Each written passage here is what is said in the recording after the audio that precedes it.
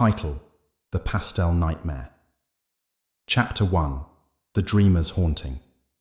The first dream was nothing extraordinary, at least not at first. James lay in his bed, a heavy, humid fog wrapping the room in a damp embrace. He'd fallen asleep too quickly, exhausted by the weight of the day. The thick, insistent throbbing in his skull that had been his constant companion all day seemed to recede as his mind drifted, only to be replaced by a peculiar, dreamlike pull that he couldn't shake. There was an eerie stillness, a sort of calm before a storm, as if the air itself were holding its breath. He didn't realize it right away, but the world around him was changing, subtle at first. His familiar bedroom, with its dark wood furniture and cluttered desk, seemed to fade, like a painting dissolving in water. The walls shifted, the shadows elongated and twisted unnaturally, stretching out like fingers reaching for him. The bed beneath him was no longer the soft, comforting surface it had been, but felt strange, almost foreign, too soft, as if it were something dreamt up, an illusion in its own right. James blinked, and suddenly he wasn't in his room anymore. Instead, he found himself standing on a wide, empty street, the sky above a sickly shade of pastel pink, as if it were an impressionist painting gone horribly wrong. The colors seemed to bleed together in unsettling patterns. Swirls of peach, pale lavender, and washed-out yellow. A wind stirred, but it didn't carry the cool freshness of evening. Instead, it felt dry, like dust sifting through the air. There was an odd heaviness to the air, a weight that pressed against his chest, making it harder to breathe.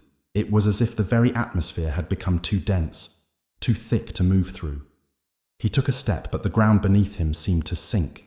His feet left deep imprints in the soft, pastel-colored pavement, as though he were walking on something that wasn't quite solid, as if the world itself were an illusion, a dream threatening to collapse at the slightest touch. The silence was suffocating. Not a single sound broke the stillness, not even the distant hum of traffic or the chirp of crickets. It felt unnatural, like an empty stage waiting for the actors to step in. But there was something else, something that James couldn't quite place. A sense of being watched. No, not just watched, but observed, as if something unseen were studying him, its gaze heavy and intrusive. Then he saw him.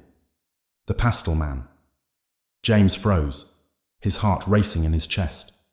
The figure appeared in the distance, barely discernible at first, but growing clearer as it approached. He was a tall man, almost unnaturally so, dressed in soft pastel-colored clothing. His shirt was an unsettling shade of pale yellow, his trousers a washed-out lavender. His face, however, was the most disturbing feature. It was featureless, smooth like a porcelain doll's, but blank, devoid of any emotion or expression. The skin of his face seemed too perfect, too flawless, as if he were not entirely human. The absence of eyes, the absence of anything to give him life, was a chilling void. James tried to move, but his legs refused to obey. It was as if they were no longer his own, as if they were trapped in some invisible vice. His muscles tightened and his breath quickened, yet the figure continued to advance, drawing closer with every passing moment, its movements slow but deliberate. Each step it took echoed in James's mind, though the sound was muffled, distant, like a heartbeat in the middle of a dream. "Who are you?" James whispered, his voice hoarse and shaky. But the words felt strange, as though they were being spoken by someone else, not him. The figure didn't respond. Instead, the Pastel Man simply continued to walk, closing the distance between them with an unsettling inevitability. James wanted to run, to scream, but his body wouldn't move. The air was thick with something heavy, suffocating. The soft colors of the world seemed to pulse, like the fading light of a sunset, the pastel tones warping and bending in strange, unnatural ways. It was as though the world itself was sick, distorted by the presence of the Pastel Man, who was now so close that James could smell something faintly sour in the air, a sickly sweet scent that turned his stomach. He took a step backward, and that's when he felt it. A sudden pull, a tug in his chest. The world around him began to spin, and for a brief moment, everything seemed to blur together. Colors bled into each other, lines and shapes melted like wax under heat. His body lurched, and he stumbled, his heart pounding in his throat. His breath came in short gasps, but no matter how much he tried to run, his feet couldn't find purchase. The Pastel Man wasn't just following him, he was everywhere. The landscape itself seemed to twist and writhe, bending and reshaping to suit the figure's will. James could feel something pressing in on him, an invisible force tightening around his chest, squeezing the air out of his lungs. His heart thundered in his ears, a deafening drumbeat. The Pastel Man stopped, just a few feet away, his head tilting ever so slightly, as though studying him. The blank face, the soulless mask that should have been human, was now unnervingly close. James couldn't move, couldn't tear his gaze away from that smooth, lifeless face. And then, in a voice that was not a voice, a whisper that seemed to come from everywhere and nowhere at once, the Pastel Man spoke. "You can't run," it said, the words carrying an ancient, almost forgotten weight, a weight that made James feel like he was sinking into the very ground beneath him. His mind screamed, "This isn't real, this can't be real." But no matter how many times he repeated it, the suffocating weight of the dream pressed in on him, like a hand closing around his throat. James blinked, and in that moment, everything changed. The dream shattered, the pastel world collapsing into darkness. He was no longer in the street, no longer standing in the oppressive haze of color. Instead, he was back in his bed, his sheets tangled around his legs, his body drenched in sweat. He gasped for air, his chest rising and falling rapidly as his eyes darted around the room, searching for any sign of the Pastel Man. But the room was still, silent, normal. Yet, the unease remained. Something had followed him. Something had crossed over from the dream, and it was still there, lurking in the corner of his mind, waiting. Part 2. James lay in his bed, eyes wide open, staring at the ceiling. The room was still, just as it should be. The usual hum of the old radiator in the corner was there, and outside, faint streetlight flickered through the window. Yet, despite everything seeming normal, there was something in the air. Something that didn't belong. It was like a shadow, stretching longer than it should, settling over him like a weight on his chest. The Pastel Man had been nothing more than a figment of his imagination, surely. He was just a product of stress, of too much time spent under the sickly glow of a computer screen, of late-night shifts and too many cups of coffee. There was no way that figure, that faceless thing, could have existed beyond the twisted landscapes of his subconscious. But James couldn't shake the feeling that it had followed him. He sat up in bed, his hands trembling as they gripped the sheets. The dampness on his skin had nothing to do with the heat. His palms were clammy, his heartbeat pounding in his ears, far too loud for the silence of the room. It felt as though something was listening, waiting just beyond the threshold of his awareness. He glanced nervously at the darkened corners of the room, where the shadows stretched in unnatural ways. The air felt heavier, as if it were pressing down on him, squeezing the life out of the room. The clock on his bedside table ticked loudly, its rhythm almost mocking in its normalcy. 3:17 a.m. James took a deep breath, forcing himself to calm down, telling himself it was nothing. It was all just a bad dream, a manifestation of his subconscious playing tricks on him. He had nothing to fear, nothing at all. He looked around the room again, scanning every inch of it, waiting for something to jump out at him, something to confirm his fears. But there was nothing. It was the kind of quiet that clung to the walls, a silence that felt more like a presence than a void. James closed his eyes, willing himself to let go, but every time he blinked, he saw flashes. The pastel pink sky, the empty street, the faceless figure. He opened his eyes again, unable to escape the images flashing behind his eyelids. The pastel colors, the soft, swirling patterns in the dream, the strange, suffocating air. It all felt so real. Too real. Something was wrong. He could feel it in his gut. That gnawing sensation of unease that wouldn't go away. It was like the dream had taken root in his mind, burrowing deep into his consciousness, feeding on his fear. He couldn't shake the thought that the Pastel Man was still there, in the periphery of his mind, watching him, waiting. His breath quickened, and for a moment he thought he heard a sound. A faint scratching, like nails on wood. James froze, his eyes wide and unblinking as he tried to locate the source. He held his breath, the noise coming again, closer this time. The sound seemed to echo through the room, reverberating in the silence. It was coming from inside the walls. James shot up from the bed, heart pounding in his chest. His room had never felt so small, so confined. He paced to the door, his mind racing with irrational thoughts, thinking the Pastel man had somehow found him. But there was nothing there. The walls were solid, the door locked. It was just a house, just a room. His mind was playing tricks on him, that was all. It had to be. But then it happened. As James stood frozen, his eyes locked on the door, he felt it, a cold draft, like a breath against the back of his neck. His body went rigid, and his heart stuttered in his chest. He spun around, but no one was there. Nothing had changed. Yet somehow, the air felt different, colder, heavier, the kind of cold that seeped into your bones. The scratching noise came again, louder this time, not from the walls but from the floor beneath him. James crouched down, his hands shaking as he reached for the floorboards. He could feel the vibrations in the wood beneath his fingers, the unnatural hum, as if the very foundation of the room was alive. He could feel it. It was coming from below. The same pull, the same oppressive weight, only this time, it wasn't a dream. He wasn't asleep anymore. He backed away from the floor, his body trembling as his mind struggled to comprehend what was happening. This couldn't be real. This had to be some residual effect of the nightmare.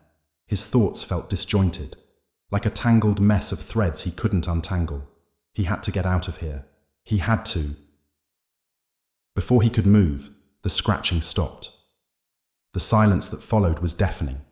It hung in the air like a thick fog, and for a brief, terrible moment, James thought he might suffocate under its weight.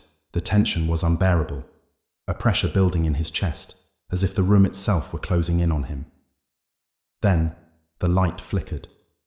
It was barely noticeable at first, the faintest stutter in the bulb above his bed, but it grew worse, the light dimming and brightening erratically, casting long, grotesque shadows across the room. The shadows seemed to stretch, twisting and elongating unnaturally, pulling towards him, inch by inch. They writhed like living things, slithering along the walls, reaching for him. James felt a chill crawl up his spine as the temperature in the room plummeted. His breath misted in front of him, despite the summer heat outside. A low hum filled the room now, the sound of static growing louder, filling every corner. It wasn't just in his ears anymore. It was inside his head.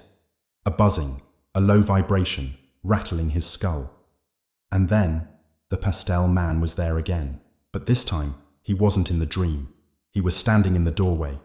James stumbled backward, his heart racing. His mind was spinning, unable to comprehend what he was seeing. He blinked, his vision swimming as he tried to make sense of the figure standing in the threshold. He was real. This wasn't a dream anymore. The Pastel man was here. The figure didn't move.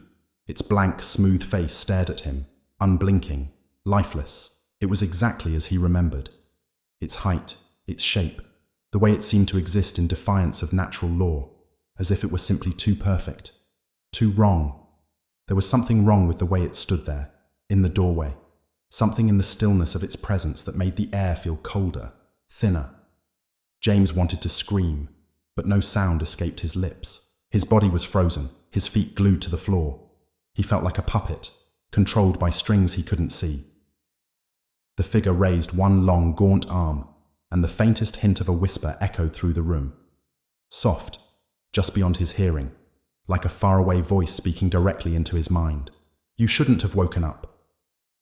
The words sent a shock through James's body, a wave of icy terror sweeping through him. The room seemed to shrink, the walls pressing in closer with each passing second, the light flickering faster. The scratching sound started again, louder now, but it wasn't just coming from the walls or the floor anymore. It was coming from inside his own head. Chapter 2. The Thin Veil Between Worlds. James had never been particularly superstitious, nor did he believe in the supernatural. But the events of that night, what he had witnessed, what he had felt, had shaken something deep within him. It wasn't just the dream or the figure that had appeared in it. No, It was something far more subtle, more insidious, something he couldn't quite place, but which gnawed at his senses like a splinter embedded in his mind. The next morning, the sunlight seemed too bright, too harsh. It seeped through the thin curtains of his apartment and illuminated the dust motes dancing lazily in the air. The morning should have felt like a new beginning, a break from the chaos of the night before, but instead, it felt suffocating, like a suffocating blanket smothering him in the warmth of its embrace. James had always prided himself on his ability to remain logical, to dismiss things that didn't make sense. That was his strength, wasn't it? The ability to rationalize, to ground himself in the mundane, the real, the concrete. But now, every flicker of light, every shadow that shifted in his peripheral vision, made his heart race. His mind, once sharp and clear, was now clouded with irrational thoughts. He could still feel the coldness of the Pastel man's presence, that suffocating chill that had enveloped him last night. The figure had stood at the doorway, its blank, featureless face staring at him, unblinking. The whisper, soft, insistent, as though it had been speaking to him for ages, hiding just beneath the surface of his thoughts. You shouldn't have woken up. James had barely slept after that encounter. The terror that had taken hold of him had left him wide awake, eyes darting to every corner of the room, half expecting the figure to reappear at any moment. But the night passed, and morning came, bringing with it an oppressive sense of dread that refused to dissipate. He had hoped that the daylight would offer clarity, a sense of normalcy. He had hoped that the sunlight, with its warm embrace, would wash away the nightmare that clung to him like a stain on his soul. But it didn't. Instead, the day seemed to stretch on endlessly, each hour more suffocating than the last. He tried to go about his usual routine, tried to force himself back into the familiar rhythms of his life. He showered, dressed, and made himself a cup of coffee. He told himself that everything was fine, that it had just been a dream. But deep down, in the pit of his stomach, he knew something wasn't right. There was a hollow, unsettling feeling that refused to go away, like an itch he couldn't scratch. The quiet of the apartment was maddening. The hum of the refrigerator, the occasional creak of the floorboards beneath his feet, all of it seemed louder now, more pronounced, as if the silence between the sounds was filled with something unspeakable. The walls, once comforting in their stillness, now seemed to watch him, pressing in on him from all sides. James took a long drink of his coffee, trying to calm his nerves. But even the bitter taste of the dark roast didn't bring him comfort. The cup trembled in his hand, and he put it down, suddenly unable to hold it steady. His thoughts raced, swirling in a disjointed frenzy, darting from one idea to the next with no clear direction. What was that thing? Was it real? Why did it come to him? The questions came in waves, crashing over him one after another, with no answers in sight. He needed to talk to someone, to tell someone what had happened. But who? Who would believe him? He could already hear the dismissals in his mind. "It was just a bad dream, James," they'd say. "You've been overworked, stressed out. You need to relax." But it wasn't just a dream. He knew it. He felt it. There was something wrong, something darker than just a nightmare. He couldn't explain it, but the fear had burrowed into him, deep into the marrow of his bones. It wasn't just the fear of the figure. No, it was something more. It was the fear of the unknown, the fear of what lay just beyond the veil of reality, waiting to slip through. It was the feeling that the boundary between his waking life and the nightmare was growing thinner, more fragile, with every passing moment. The thought was enough to send a shiver down his spine. James stood up abruptly, pacing the room in agitation. He needed to get out of here, to leave the apartment, to escape the oppressive air that hung around him. He couldn't breathe in here. He couldn't think straight. He grabbed his coat and walked out, barely registering the fact that he was putting on shoes as he moved. He needed to clear his head, to forget about what had happened, to pretend for a while that everything was normal. But the city outside was no sanctuary. The streets, usually bustling with life, now felt eerily empty, as if the world itself had paused, holding its breath, waiting for something. The sky overhead was an oppressive grey, heavy with clouds that threatened rain. James walked with quick, nervous strides, the sound of his shoes on the pavement echoing too loudly in the stillness. He didn't know where he was going, didn't care. He just needed to move. He needed to shake off the feeling of being watched. Every corner he turned, every street he walked down, seemed to lead him deeper into a strange, liminal space, as though the city itself had warped around him, shifting into something unfamiliar. The world felt off, like it was subtly out of alignment, and he couldn't find the piece that would make it fit again. He passed a small park, the benches empty, the trees silent, their branches barely swaying in the breeze. The world seemed to be holding its breath, just as he was. James stopped in his tracks, his heart suddenly pounding in his chest, a cold sweat breaking out on his forehead. The sense of being watched had returned. The hairs on the back of his neck stood on end, and he couldn't shake the feeling that something was following him. He turned, half expecting to see something in the distance, but there was nothing, no one. Just the empty streets and the grey sky above. But the feeling lingered, pressing against his mind like a dark, insistent presence. It was as if the air itself had thickened, become denser, more oppressive. Something was watching him. He quickened his pace, moving faster now, desperate to escape the tightening grip of his own thoughts. The city around him seemed to close in, the buildings looming taller, the shadows stretching longer. And then, through the corner of his eye, he saw it. A figure standing across the street. It was just a silhouette at first, a shape against the distant glow of a street lamp. But as James looked closer, the figure seemed to step forward, emerging from the shadows like something not quite human. The faintest flicker of pale colors, the softness of the light, the unmistakable presence of the figure he had seen in his dream. The Pastel man. James froze, his breath catching in his throat. The world around him seemed to stop. His feet refused to move, as though they were glued to the pavement, unable to take another step. The figure across the street didn't move, didn't speak. It simply stood there, watching him, staring. And then, just as quickly as it had appeared, the figure was gone. James blinked, once, twice, trying to make sense of what he had just seen. But the street was empty now. The figure was gone. There was no one standing across from him.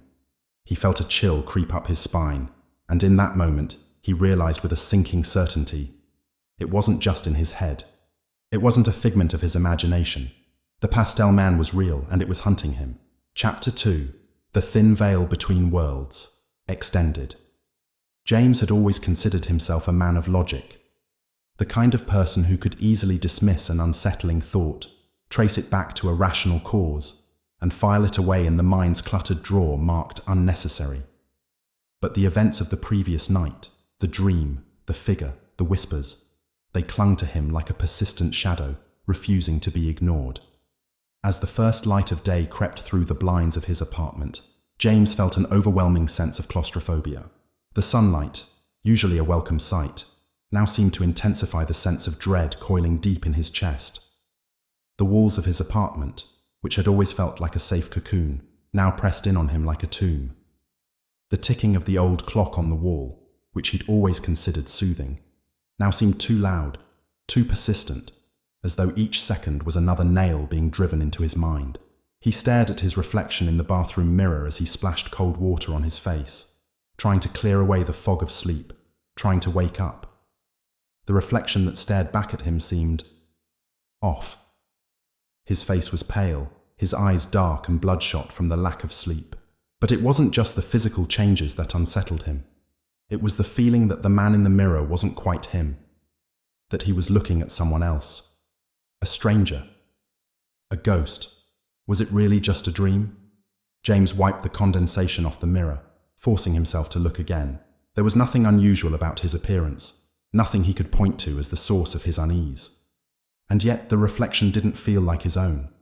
It felt like it belonged to someone who had never truly lived, someone whose soul had been hollowed out long ago. Shaking his head, he grabbed a towel and dried his face, trying to shake off the sensation. It was just the remnants of the nightmare, he told himself. It wasn't real, it couldn't be, and yet, the Pastel man, the image of that figure, pale, colourless, and unsettling, lingered like a bad taste in the back of his mind. The way it had stood in the doorway, watching him, unmoving. The way its face didn't have a face at all. James had never been one for superstitions, never one to believe in ghosts or things that went bump in the night. But there was something about that moment, something about the dream, that clawed at the edges of his consciousness like a forgotten memory trying to resurface. He couldn't rid himself of it, no matter how hard he tried. The more he tried to rationalize it, the more he could feel the tendrils of something dark wrapping themselves around his thoughts. The apartment felt even smaller now, the air thick and oppressive, like a storm was brewing just outside the window. But no storm came. The city outside continued on as it always had, oblivious to the shifting reality James was experiencing. He found himself walking aimlessly around the apartment, unable to settle, unable to focus. Each sound, each creak of the floorboards, sent his heart racing. He grabbed his coat and left without another thought, desperate to escape the suffocating stillness of the apartment, to drown out the whispers that were slowly creeping into his mind. The streets outside should have been a relief, a break from the anxiety that had been building inside him. But as he stepped onto the sidewalk, something felt off. The city seemed quieter than usual, almost too quiet. There were fewer cars than normal, fewer pedestrians walking by. The world around him seemed muted, like a scene that had been drained of color. As he walked down the street, the sensation of being watched returned. It wasn't the kind of feeling you could point to as a definite presence, but more like a subtle shift in the air, an electric hum that ran just beneath the surface of everything. He tried to shake it off, but it clung to him, persistent, like a shadow following too closely behind. James stopped at a crosswalk, glancing over his shoulder. For a moment, he thought he saw a figure standing in the distance, half hidden in the shadows of an alleyway. But when he looked again, there was nothing there. The street was empty. The figure had vanished. Get a grip, he told himself. It's just your mind playing tricks on you. You're tired. You're not thinking straight. But even as he thought this, the unease settled deeper into his bones, turning his stomach. The faint flicker of light in the corner of his vision, the shadows that seemed to stretch longer than they should have. They all felt like warnings, signs that the boundaries between his waking life and the dream had begun to blur. As he walked on, trying to put the feeling out of his mind, his thoughts drifted back to the Pastel man, its pale, ghostly form, standing motionless as it stared at him with its blank face, and the whisper, "You shouldn't have woken up."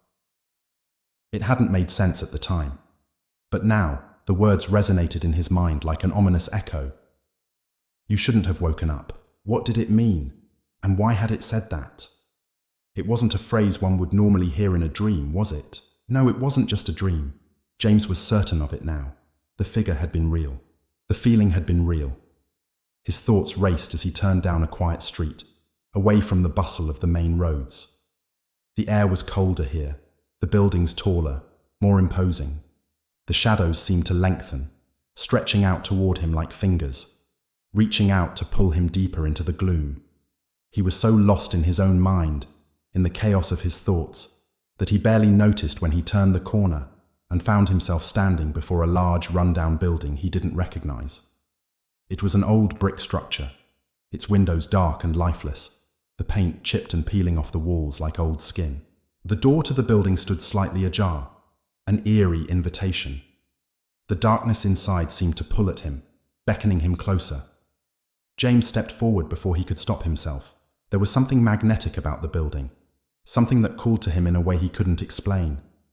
The dread in his chest seemed to grow, twisting and knotting itself around his heart, but his legs moved of their own accord, drawing him closer. As he crossed the threshold, a chill enveloped him, far colder than the air outside. The silence inside the building was absolute. It wasn't the normal kind of silence, the kind that you could ignore. No, this was a silence that pressed in on him, wrapping around him, suffocating him from all sides. His footsteps echoed through the empty halls as he walked deeper into the building, the air growing colder with each step. He didn't know why he was here. He didn't know what he was looking for, but the compulsion to move forward was stronger than his fear. And then, as he turned a corner, he saw it, the Pastel man. Standing at the far end of the hallway, its pale, featureless face staring at him, the same figure from his dream. the same haunting presence that had followed him, that had whispered to him. But now it was real. The figure stepped forward, and James felt a cold wave of terror wash over him. His heart pounded in his chest, and his legs began to tremble, as though they might give way beneath him. The whispers returned, soft and insistent, filling his mind like 1,000 voices all speaking at once. "You shouldn't have woken up." The words echoed in his skull, filling him with a terror that threatened to swallow him whole. He wanted to run, wanted to escape, but his body wouldn't obey. He was frozen, rooted to the spot, unable to look away from the figure as it inched closer. And then, just as it reached out a pale, trembling hand to touch him, everything went black. Chapter 3. The Walls That Whisper. The world was no longer the same. James had always prided himself on his ability to remain grounded, to trust in reason and logic. The events of the past few days, the whispers, the coldness, the figure he had seen standing in the shadows, should have been easily dismissed. It should have been easy to chalk it all up to the stress of work, to the creeping exhaustion, to the lingering memory of a nightmare that refused to fade. But there was a heaviness now, a presence that clung to him like an invisible weight, that made every step feel like a journey through thick fog. Every night was colder, and every morning was darker. Time seemed to bleed together, no longer tethered to the structure of days and hours. The sensation of being watched was ever present. No matter where he went, no matter how many people were in the streets, he could feel it. Those cold eyes on the back of his neck, always just out of sight. But they were there. The apartment no longer felt like his own. The walls seemed to shift when he wasn't looking. Every corner held a secret, a hidden shadow that slithered away the moment he turned his head. The place had become a maze, and he was trapped within its confines, surrounded by strange sounds that didn't belong. One evening, as dusk began to settle over the city, James sat in his small living room, staring blankly at the flickering television. The noise of the city outside barely reached him now. He was too absorbed in his own thoughts. The shadows inside his apartment deepened with the fall of night, curling at the edges of the walls, stretching long and thin like fingers. He could almost feel them creeping closer, wrapping around him. "It's all in your head," he tried to tell himself. "You're just tired. This will pass. You just need rest." But the words felt hollow in his mouth. The truth was, he wasn't sure anymore if the things he saw were truly a product of his mind, or something darker, something that existed beyond the veil of the waking world. The whispers had started again. At first, it had been a low hum, like a distant breeze rustling the trees, just beyond the threshold of hearing. But as the days wore on, it grew louder, sharper. It was unmistakable now, a voice, a single voice, though it was distorted, too faint to discern the words. Sometimes it sounded like a laugh, a low and guttural chuckle that made the hairs on the back of his neck stand on end. Other times it sounded like a murmur, a soft, insistent whisper that licked at his ears like a tongue of fire. James. It wasn't his name spoken by another human. It was something else, something that didn't belong. Each time he heard it, it clawed at his sanity, driving him to the brink of madness. The first time he had heard it clearly, he had bolted upright from his bed, heart pounding, the blood rushing to his ears. He had looked around, expecting to see someone, anyone, standing there in the dark, but there was no one. The room was empty, the shadows thick and unbroken. After that, the whispers came more frequently, always when he was alone, and always they would fade the moment he tried to catch their meaning. If he leaned closer, straining his ears, the words would slip away, as if they were being carried off by the wind. But it was the third night that broke him. James had been in the kitchen, preparing a late dinner. Something quick, something to distract him from the gnawing fear that had begun to settle in his bones. The apartment was quiet. Too quiet. The walls seemed to hum with a low, vibrating energy, like the air was charged with static. He felt the same oppressive weight that had followed him for days now, the feeling that someone was in the room with him, just out of sight. The whispers were louder tonight, clearer, as if they were right beside him, as if the walls themselves were speaking. "James! James!" He froze, the knife he had been using to chop vegetables slipping from his hand and clattering loudly onto the counter. He didn't dare turn around. He didn't have to. The voice was unmistakable. It was the same one he had heard before. The same voice that haunted his waking hours and his dreams alike. The voice of the Pastel Man. His heart raced as the room seemed to grow colder. The chill seeped into his skin, into his bones. He could feel the air growing thick, like a storm was on the horizon. But no storm was coming. There were no clouds outside, no sign of rain. Just an unnatural stillness. Slowly, almost unwillingly, James turned his head. The apartment seemed different. The walls appeared to bulge inward, as though they were breathing. The shadows flickered unnaturally, stretching and retracting in strange patterns. The hallway outside the kitchen had grown darker, and the air was thick with something foul, a sour, rotting smell that clung to the back of his throat. No, something was wrong. Something had shifted, and James could feel it in the deepest corners of his being. He wasn't alone anymore. He took a step back, his legs trembling beneath him. The kitchen, once a familiar space, now felt foreign. The appliances, the dishes, even the light fixtures, they all seemed to distort before his eyes, as though they were no longer solid, no longer anchored in reality. And then he saw it. In the hallway, standing just beyond the threshold of the kitchen, the figure was there. The Pastel Man. Its form was ghostly, pale, its body wrapped in a faded, tattered suit of colors that seemed to shift, though never truly change. The suit seemed to shimmer, like it was made from the dying light of twilight, each passing moment draining it of its vibrancy. And its face. It had no face. Not truly. It was as if the skin had been smoothed over, as though the features of a person had been erased, leaving only the faintest hint of where a face should be. A blank white mask that reflected nothing, no eyes, no mouth, only the empty void. James froze, his mind unable to comprehend what his eyes were seeing. It was too much, too real. The figure took a step toward him, and with that step, everything around James seemed to collapse inward. The kitchen spun, the walls closing in like the mouth of some terrible creature about to swallow him whole.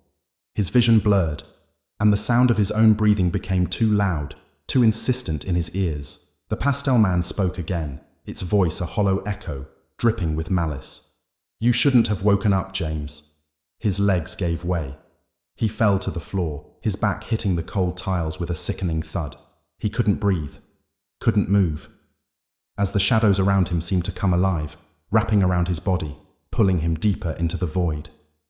The whispers, the footsteps, the chilling presence of the figure, it all felt so real, too real. But when he blinked, when he managed to force his eyes open again, it was gone. The hallway was empty. The kitchen was still. James scrambled to his feet, trembling, his mind a chaotic storm of thoughts. Was it real? Had it been real? The apartment was silent again. Too silent. But then, from somewhere deeper inside the apartment, came another sound, a whisper, a laugh, soft, malevolent, and the walls, they whispered back. Chapter 3. The Walls. That whisper continued. James's breath came in short, ragged gasps. His body was frozen, still shaking uncontrollably, yet the silence that surrounded him was deafening. The oppressive weight of the air in the apartment hadn't lifted. If anything, it had grown heavier, suffocating, like the room itself was alive, watching, breathing with him. He wasn't alone. He hadn't been for days. The Pastel Man, if that's what it was still lingering somewhere in the shadows. He had to leave. He had to get out of there. But every instinct in his body screamed for him to stay still, to not make a sound, to not draw attention to himself. He could almost hear the soft scrape of something in the corner of his mind. A low hiss, like a serpent stirring beneath the floorboards, waiting for the right moment to strike. The whispering returned, soft at first, a low murmur that made his spine stiffen. It was coming from the walls again, just as it had earlier. It wasn't a voice anymore, not like before. It was more like a hum, a rhythmic pulse that seemed to come from within the very fabric of the apartment, like the walls themselves were alive, breathing with a dark and ancient purpose. James couldn't tear his gaze away from the kitchen door. the threshold where the Pastel man had stood. It was empty now, just darkness. But the silence was maddening. It had been 5 minutes, 10. Was it hours? He couldn't tell. Time had become a slippery thing, no longer tethered to any recognizable structure. The apartment was trapped in a strange, thick bubble of timelessness, where past, present, and future blurred and mixed together in an endless, suffocating loop. And he was trapped within it. The walls, they were closing in. His mind was starting to unravel. Suddenly there was a noise, a soft click. James's heart leapt in his chest as he turned his head, eyes wide, searching for the source. The door to his bedroom had opened. His blood ran cold. It wasn't the wind or a trick of the draft. The door had definitely been shut when he'd entered the kitchen. Now it stood ajar, just wide enough to see the faint outline of the dark room beyond. The same room where he had first felt the unsettling presence, the one that had begun the whole spiral into madness. His feet were rooted to the floor. Every nerve in his body screamed at him to move, to leave, but his legs betrayed him. He could only stand there, staring at the doorway, frozen by the uncertainty of what was waiting behind it. The shadowy figure from the hall, the soft, distorted laugh that echoed through his thoughts, the voice that had whispered his name. It had been calling him for days. No, it had been waiting for him. He slowly stepped forward, each movement deliberate, cautious, as if any sudden noise might provoke something unseen, something that had been lying in wait all this time. As his hand brushed the doorframe, the world shifted again. The hallway light flickered, and the apartment seemed to breathe with him. In one jagged movement, the shadows lengthened, crawling along the floor as if drawn to him, like some sinister thing that wanted to consume him whole. He could feel the air growing heavier, more oppressive. "James!" The whisper came again, soft but unmistakable. Too clear this time, too real. "No." He jerked back, but his gaze was drawn again to the darkened room.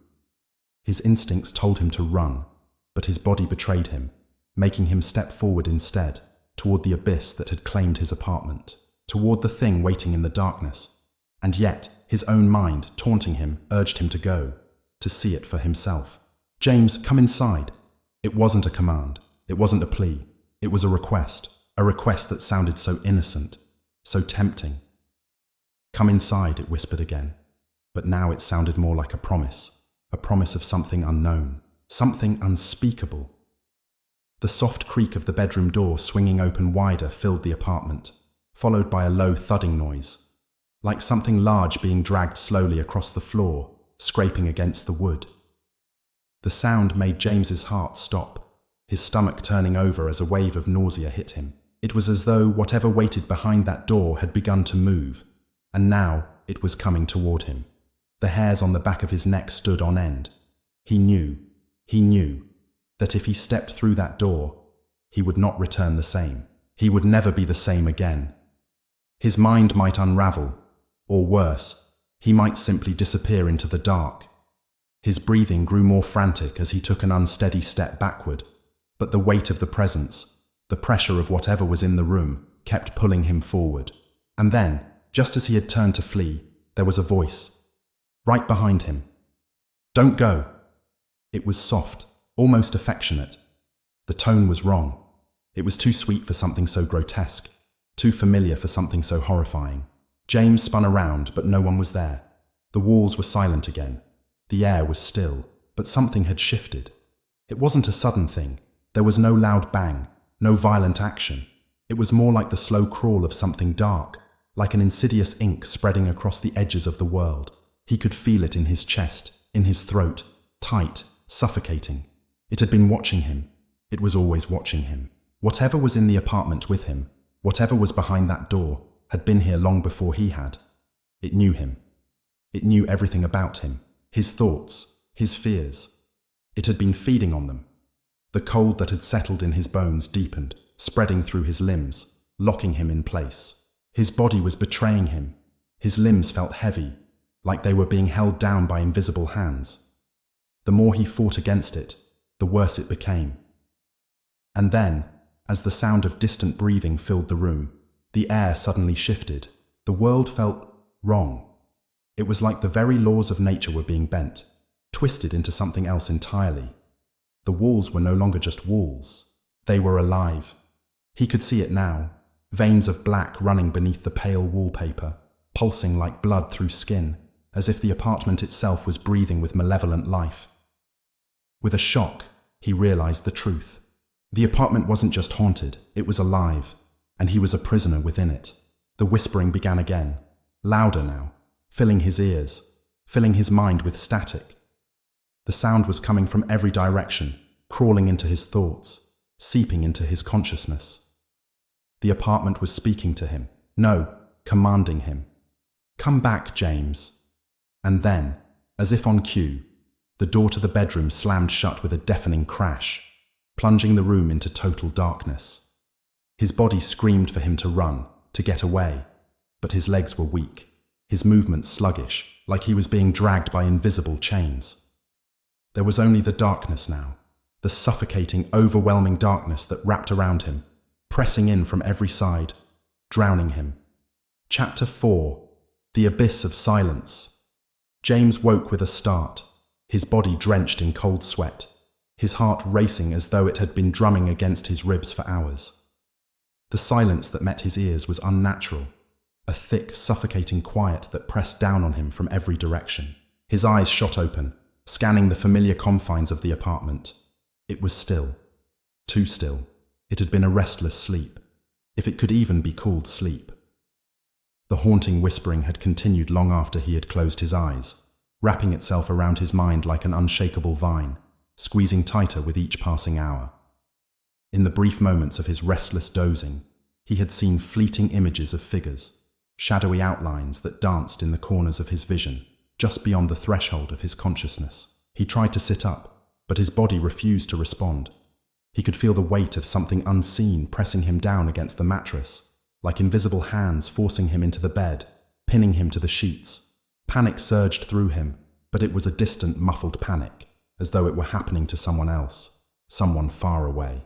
With a Herculean effort, he forced his limbs to move, swinging his legs over the side of the bed and planting his feet on the cold, wooden floor. His breath hitched in his throat as his bare feet made contact with the floorboards. Suddenly, the room seemed to shift. The air grew colder, heavier, the temperature dropping far beyond what was natural. His skin prickled, goosebumps rising in response to the unnatural chill. The apartment was darker than it had ever been before. James glanced toward the window, hoping for a sign of daylight, a glimmer of hope that would assure him he wasn't completely alone in the world. But the window was covered by thick curtains that he didn't remember pulling shut. They hung heavy, blocking any trace of light from the outside. The curtains were too still. There were no drafts. There was no breeze, just an impenetrable stillness that made his skin crawl. Something wasn't right. The bedroom door creaked open slowly, the sound echoing through the apartment as if the very walls were groaning in protest. James froze. His heart skipped a beat as he listened to the soft sound of footsteps. Slow, deliberate, just out of reach, like someone was walking in a space just beyond the corner of his room. Too close to be imagined, yet too far to be seen. The sound seemed to come from nowhere, filling the space with its cold, rhythmic cadence. It wasn't his mind playing tricks on him. He could feel it, deep in his gut, a heavy pressure pressing against his ribs, forcing him to take shallow breaths. The footsteps grew louder, closer, and with each step, the temperature in the room dropped further, until James could see his breath fogging the air. Then, the voice, a soft, almost tender whisper that reverberated through the silence like the echo of something long forgotten. James. It was his name. But it didn't sound like the voice of someone he knew. It wasn't even a voice at all. It was more of a feeling, an impression that carved itself into his thoughts. The words were not meant for him to hear, but he did. And it left an icy imprint on his mind. It was coming from the corner of the room, the darkened place where the shadows seemed to gather, thick and oppressive, as if the very air there was heavier. James slowly turned his head, his muscles stiff and unwilling, as though some invisible force were pressing against his neck, urging him to look. But he knew better than to look. He knew it was watching him, whatever it was. Whatever had been hiding in the crevices of the apartment, hiding in the darkness, feeding on his fear. "James!" The voice came again, insistent now, demanding his attention. "You should have stayed in bed." The last words weren't spoken with malice. They were spoken with familiarity, with understanding, as though the thing in the shadows knew him, knew everything about him. He swallowed hard, forcing his body to obey his will. With trembling hands, he reached for the edge of the bed, preparing to stand. The air was suffocating, pushing against him with a force he couldn't explain. But still, he pressed on. The walls seemed to pulse around him, their whispers growing louder, reverberating in his skull like a drumbeat. His legs felt weak as he finally managed to stand, but he didn't hesitate. There was a door behind him, the only way out of this oppressive, suffocating space. The hallway beyond would offer him nothing but more corridors, more shadows, more space for whatever that thing was to follow him. His pulse quickened, every nerve screaming at him to turn back, to retreat, but he pressed forward, his feet heavy as they fell onto the cold floor. The footsteps behind him stopped. Then, the door to the hallway slammed shut, its sound like thunder in the stillness. James's breath caught in his throat, his mind racing. A burst of cold air flooded the hallway, rushing toward him, and the whispers began again. This time, they came from every direction. From the walls, from the ceiling, from beneath the floor. Everywhere. It was as if the very apartment was alive, breathing along with him. He turned toward the door at the far end of the hall, the one that had been locked the day before. It had to be unlocked now. He had to get out. But before he could move, the walls groaned, their surfaces rippling as if something beneath them stirred. The sound was like the creaking of a massive wooden ship, its timbers twisting and grinding under an unseen weight. And then, as if on cue, the door to his bedroom slammed open. A gust of wind, cold and stale, rushed through the doorway, and James felt something brush against the back of his neck, a chill that sunk into his bones. He spun around to find that the apartment had changed, again. The once familiar hallway seemed to stretch impossibly far. The walls seemed to pulse with a dark energy, growing tighter with each passing second. The light fixtures above flickered erratically, casting long shadows that twisted and writhed, like something alive and hungry. The door to the outside, the only exit, was no longer in front of him. Instead, there was an archway, empty, black, like a doorway to nowhere. The space beyond it seemed to stretch into a vast, unending void. The whispering grew louder, more frantic. "You're mine now, James." He didn't want to look, didn't want to see what was waiting beyond the threshold. But his body moved against his will. He stumbled forward, his legs shaking, his mind screaming for him to stop. But there was no stopping now. The apartment had claimed him, and the shadows that had once been just an inconvenience were now reaching out for him. The air grew so thick that he could no longer breathe. His chest tightened, and his vision blurred. His hands trembled, the edges of his world crumbling as he felt the weight of the darkness press against his mind. The apartment was no longer just a place of terror. It was a living thing, an entity with a mind of its own, and James was trapped inside it. The last thing he remembered before everything went black was the whisper, "Welcome home, James." Chapter 4. The Abyss of Silence. Continued. James stumbled backwards, his feet slipping on the slick floor as if the very apartment beneath him was shifting, twisting, refusing to keep him grounded. His pulse thundered in his ears, drowning out the whispers that had now become a cacophony of distant voices, each one distorted and unintelligible, yet unmistakably filled with intent. Something, someone, was calling to him from the darkness, beckoning him closer. But the door, the archway, his only escape, had turned into a gateway to something far worse. His breath came in short, shallow gasps. He needed to move, to do something, anything. But the sheer weight of the air around him kept him in place. The walls were no longer static, their surfaces warped and shifting, as if the very structure of the apartment had begun to bend and breathe like a living creature. The temperature had dropped again, and now his skin tingled, as if the cold had begun to seep into his very bones. His eyes darted to the window, his only other source of light, and for a moment, he thought he saw something there.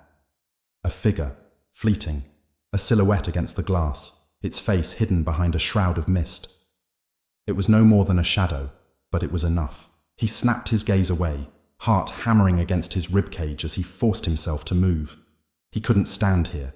He couldn't stand still. Not anymore. But even as his legs moved, his feet unwillingly pulled him back toward the doorway that had appeared in the hallway, the void beyond it growing darker, more insistent. "James!"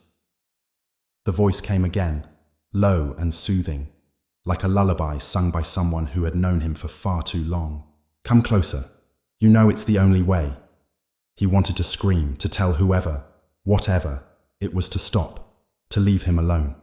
But his throat constricted as though the very air around him had tightened into a noose. The whispers continued, louder now, a chorus of low voices weaving together into a dissonant song that felt both familiar and alien, like a memory he should have long forgotten but couldn't. He turned, looking frantically for the exit, the way he had come in, but everything was different now. The hallway stretched on forever. The doors, once easily identifiable, were now warped, their frames uneven and cracked, as though the building itself had grown old, decayed, and forgotten its purpose. And still, that thing in the archway waited. His heart raced faster, each beat a drum in his chest. He couldn't stay here. He couldn't keep pretending that nothing was wrong. The whispers twisted into a single voice, louder now, more insistent, reverberating off the walls like an unstoppable force. "You can't leave, James." A chill ran down his spine, cold seeping into his marrow as the words settled in his mind. They weren't just words. They were a command, a fact. "You can't leave." The voice was behind him now. He could feel it, a presence hovering just over his shoulder, breathing down the back of his neck, sending a shiver of dread through every fiber of his being. The air thickened even further, pressing down on him, and the walls seemed to close in, narrowing the hallway, making it feel as though the apartment were alive, shrinking around him, wanting him, pulling him deeper into its embrace. "No, no, His voice cracked, a low, desperate sound that barely rose above the overwhelming noise. The presence, whatever it was, seemed to swirl around him, circling, pressing in, like a predator testing its prey. He had to leave. Now, with one last burst of will, he turned toward the archway and forced himself forward, his footsteps heavy and unsteady as he crossed the threshold. His body screamed in protest, every muscle straining against the pull of whatever was behind him. But he did not stop. As he stepped through the dark arch, his vision blurred, and the air around him thickened into a suffocating fog. He could no longer see the apartment, the walls, the hallway. Everything had been swallowed by the blackness. All he could hear now were the whispers, the soft hum of voices that seemed to rise and fall like the tide, and the cold, cold fingers of the unknown pressing at his skin. And then it was gone. The pressure, the whispers, the oppressive weight of the darkness. For a brief moment, he felt nothing, just an endless expanse of nothingness. No sound, no sight, no feeling, only the dark void stretching endlessly in all directions. But even as he stood there, suspended in the blackness, the sound came again. Faint, far away but unmistakable. Footsteps, the rhythmic, slow pat-pat of something, or someone, moving in the darkness toward him. He stood frozen, rooted to the spot, as the sound drew nearer, the air growing colder again. The temperature dropped even further, his breath visible in the air, as if the very fabric of reality itself had begun to unravel. Then the figure appeared. It was hard to make out at first, the edges of its form fuzzy and indistinct, as if it were just on the edge of his perception. But it was there. It was real. The figure loomed before him, tall and gaunt, its features obscured by the fog that surrounded it. Its shape shifted in a way that was unnatural, bending and flickering as though it existed on a plane outside of reality. And then the voice came again, louder this time, more clear. "You thought you could leave, James. You thought you could escape. But now you are mine." The words sank deep into his chest, filling the space within him with an ice-cold dread that stretched to his very core. The figure took another step forward, its form solidifying as it did, its features becoming clearer with each passing moment. A face, pale and twisted, stared back at him. Its eyes were hollow, voids of blackness that seemed to absorb the light around them, and its mouth was twisted into a cruel, knowing smile. It was a smile of a creature that had seen too much, that had become too much. James felt his legs tremble beneath him, his body refusing to obey him. His mind screamed to run, to flee from this nightmare that had no end, but his feet remained rooted to the spot. "You belong to me now, James," the figure whispered, its voice a cold, mocking rasp that scraped against his sanity. "There's nowhere left to go." And with that, the figure reached forward, its long, spindly fingers curling toward him. The walls around him closed in again. The dark fog thickened, wrapping around him, suffocating him. His lungs screamed for air, his chest tightening as though he were being crushed from every side. The figure's hand was almost upon him now, its fingers trembling with anticipation. James closed his eyes, unable to look any longer, the fear and hopelessness overwhelming him, suffocating him. But when he opened them again, the figure was gone. The darkness had dissipated. The apartment was empty. Chapter 5. The Hollow Hour. The air inside the apartment seemed to stretch, thickening like a viscous fluid that clung to his skin and made every movement feel like an eternity. James stood motionless, his breath shallow, trying desperately to regain control over his fraying mind. His feet were planted in place, but his heart raced with the speed of 1,000 horses running through his veins. Every nerve in his body was alight with the kind of primal fear he had never before experienced. The figure, it, was gone, but its presence lingered like the echo of a terrible dream. The dark, oppressive silence that had swallowed the room now felt more alive, more menacing than ever. James could feel it pressing in on him, waiting for him to make a move, to breathe, to blink. He could still hear the echoes of its voice, a low hum reverberating in his skull. "You belong to me now," it had said. The words churned in his mind like poison. He shook his head, trying to dispel the thought, but the sensation of its touch, its cold fingers grazing his skin, refused to leave.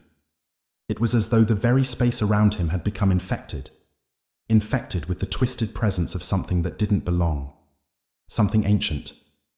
The apartment had grown darker still, the shadows of the walls stretching unnaturally long, like creatures reaching toward him, eager to claim him. He glanced over his shoulder, expecting to see the shape again, looming in the corner, but there was nothing, just the oppressive darkness. He closed his eyes, fighting to regain his composure. His mind raced.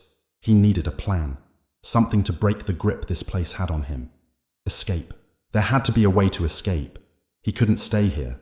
But how? He looked around the room, but all the furniture seemed distorted now. The walls had become a canvas for some unseen artist, bent and twisted into shapes that didn't make sense, that no human eye could have conjured. The bookshelf was crooked, its shelves bowed as if under the weight of something far too heavy. Books, their spines cracked and brittle, spilled onto the floor in disarray. The television, once a window to the world outside, now emitted only a low static buzz, a continuous hum that scraped against his nerves like nails on a chalkboard. James took a step forward, his legs feeling as though they were trudging through molasses. Every movement felt deliberate, forced, like he was being watched, or worse, like he was being controlled. The creeping sensation of unseen eyes on his back made his skin crawl. He turned once more to the archway, the one he had passed through only moments ago, but it was no longer there. The hallway had disappeared, swallowed up by the black void that seemed to bleed from the walls. A soft sound broke the silence, a whisper, but it was no longer a whisper. It was louder now, more distinct, more urgent. "James!" It was his name, but it was not his voice. The voice was soft, feminine, filled with warmth, but beneath it there was a layer of something else, something dark, something wrong. "Come closer," the voice cooed, and for a moment, just a fleeting moment, the desperation in its tone almost made James step forward. He fought the impulse, shaking his head to clear the fog that had settled over him. This was not real. None of this was real, but the voice, it was so familiar. He had heard it before. A memory flashed in his mind, and with it a cold jolt of recognition.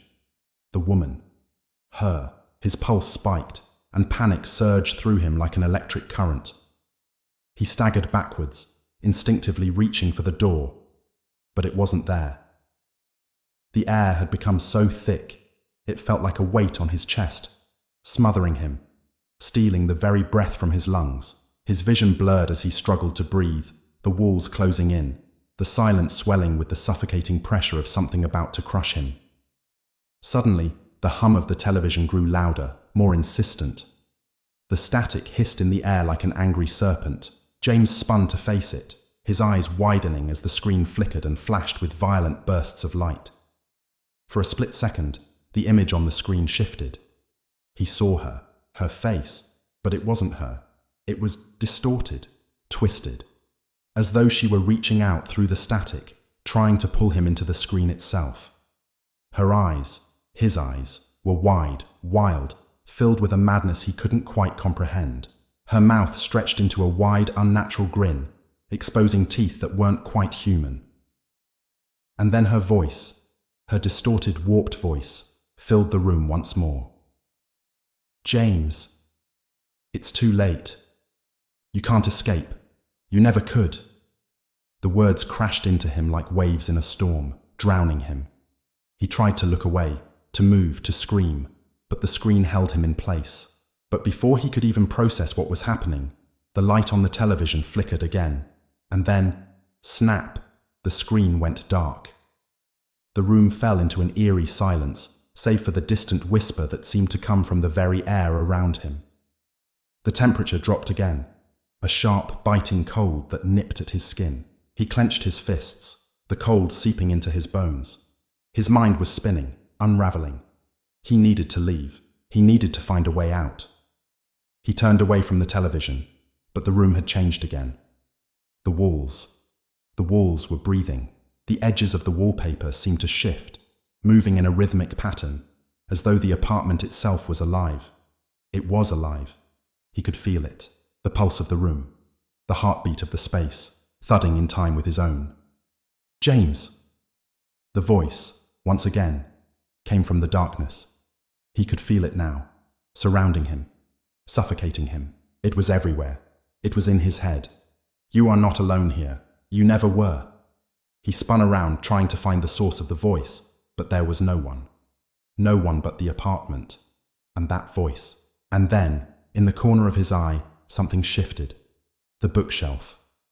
One of the books, tattered, aged, had fallen off its shelf. It was waiting. The shadows around it began to move, coiling like smoke, rising from the floor. James took an instinctive step back, his heart now a frantic drumbeat in his chest. The dark shape twisted and lengthened, becoming a figure, a man, tall and gaunt, his face obscured by the same dark mist that filled the room.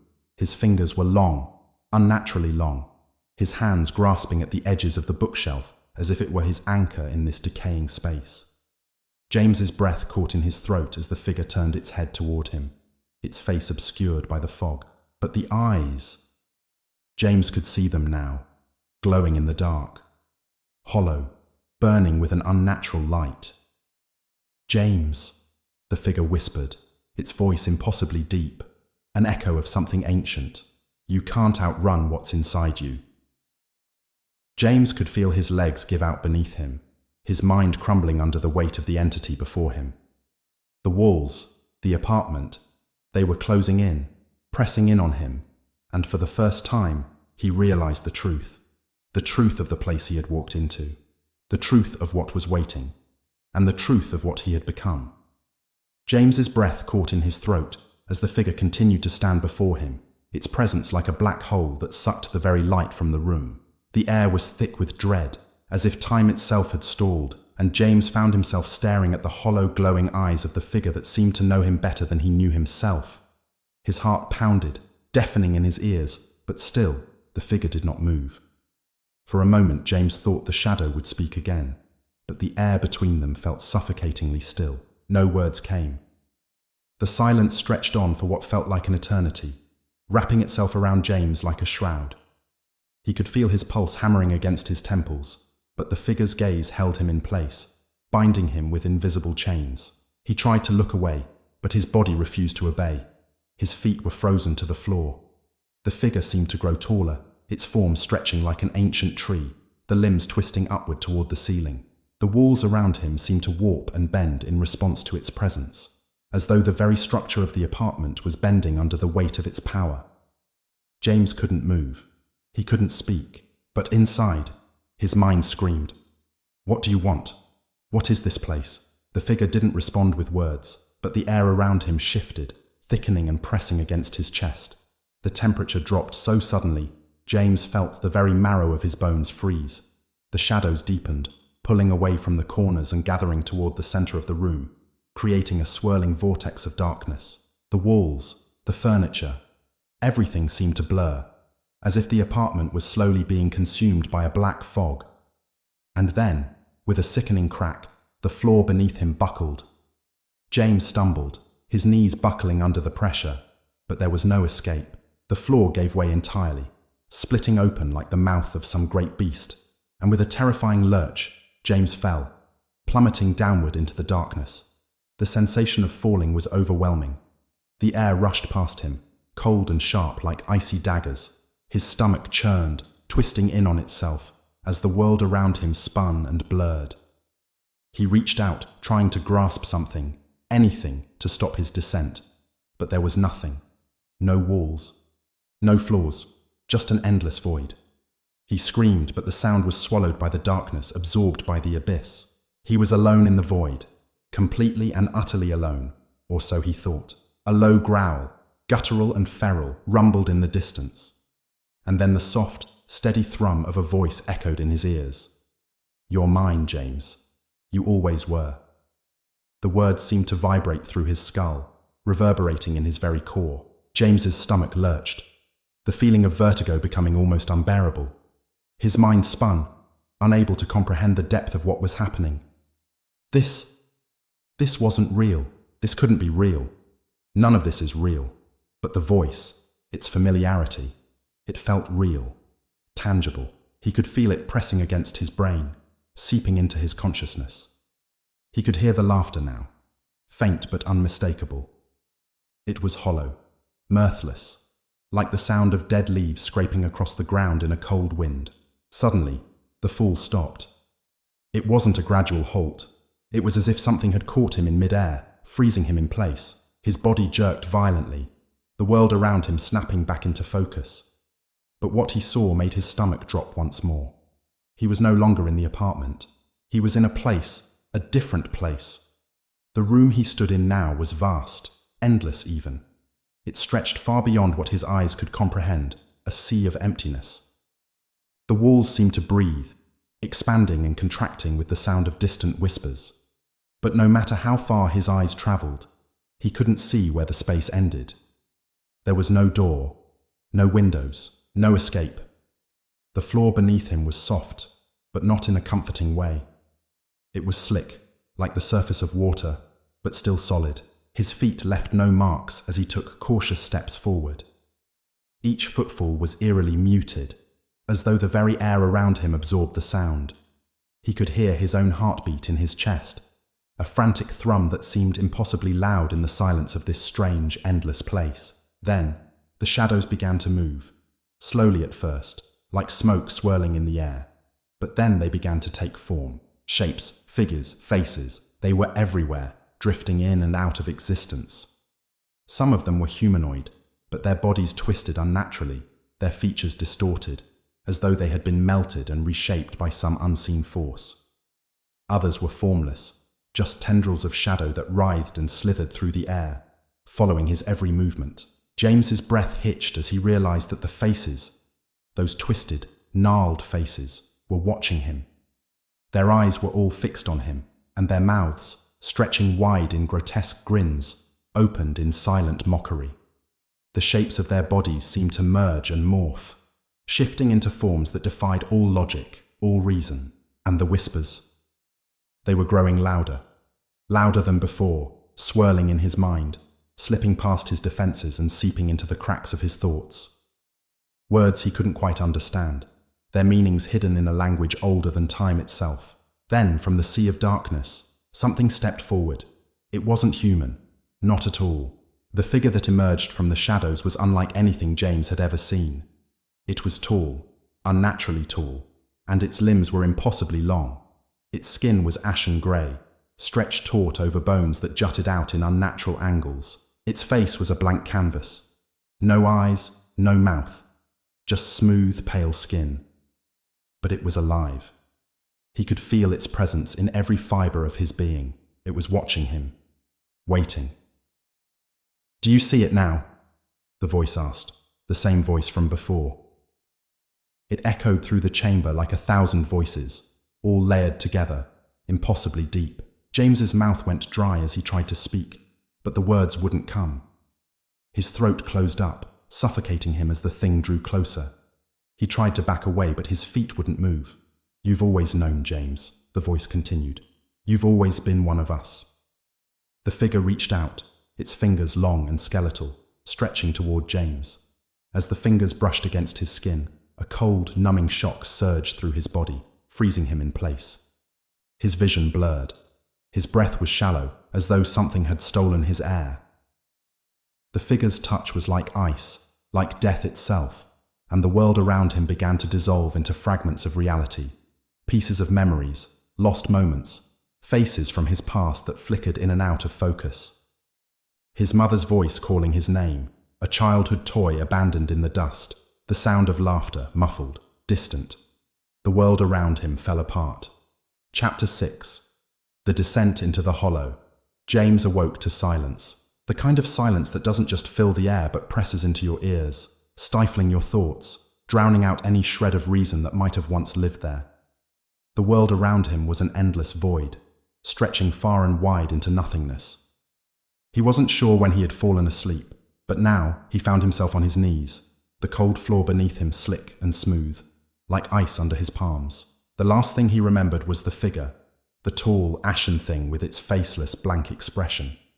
He remembered its fingers brushing against him, the cold shock of death, and then the world had splintered into pieces, the very fabric of his reality fracturing like glass. The sensations had left him numb, and his body felt weightless, like he was floating in a deep oceanic dark. But now, there was no water, no pressure, only the suffocating absence of sound. He tried to move, but his limbs felt heavy, sluggish.